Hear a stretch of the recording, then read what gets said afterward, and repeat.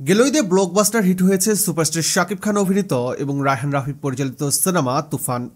শুধু বাংলাদেশ নয়, বিশ্বব্যাপী ছড়িয়ে ছিটিয়ে থাকা লক্ষ লক্ষ প্রবাসীদের কাছেও প্রশংসিত হয়েছে তুফান সিনেমাটি। তুফান সিনেমা মুক্তির পরপরই পরিচালক রায়হান রাফি ঘোষণা দিয়েছিলেন তুফান ২ সিনেমা নির্মাণের। এবার আনুষ্ঠানিক ঘোষণা দিলেন রায়হান রাফি। অবশ্য আগেই নির্মাতা রায়হান রাফি জানিয়েছিলেন তুফান কিছুই না, আসল চমক থাকবে তুফান ২ সিনেমাতে। এবার জানা গেল আগামী কোরবানির ঈদে আসছে তুফান ২ সিনেমাটি। আর এই বিষয়টি নিশ্চিত করেছেন পরিচালক রায়হান রাফি নিজেই। তিনি বলেন, রোজার ঈদে আসছে লায়ন আর কোরবানির ঈদে আসবে তুফান। তবে তুফানের দ্বিতীয় কিস্তিতে শাকিব খান থাকবেন কিনা তা আপাতত গোপনই রাখলেন রায়হান রাফি। তুফান সিনেমার প্রযোজনা প্রতিষ্ঠান ৩টি।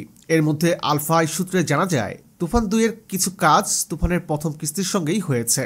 বাকি কিছু কাজ শেষ করে সিনেমাটা মুক্তির প্রস্তুতি নেওয়া হবে। সেই হিসেবে বলা যায় তুফান ২তে শাকিব খান অবশ্যই থাকছেন। তবে নায়িকা কে থাকবেন সেটা এখনও নিশ্চিত করা হয়নি। তুফান সিনেমার চাইতেও বড় বাজেটে বিগ স্কেলে নির্মাণ হবে তুফান ২ সিনেমাটি। ধারণা করা হচ্ছে তুফানের চাইতেও অনেক বেশি ব্যবসা সফল হবে তুফান ২। প্রিয় দর্শক, আপনি কি তুফান ২ সিনেমার জন্য অপেক্ষা করছেন? কমেন্ট করে জানিয়ে দিন। আর বিনোদন জগতের সকল খবর জানতে সাবস্ক্রাইব করে যুক্ত হন বাংলা টাইমের সঙ্গে।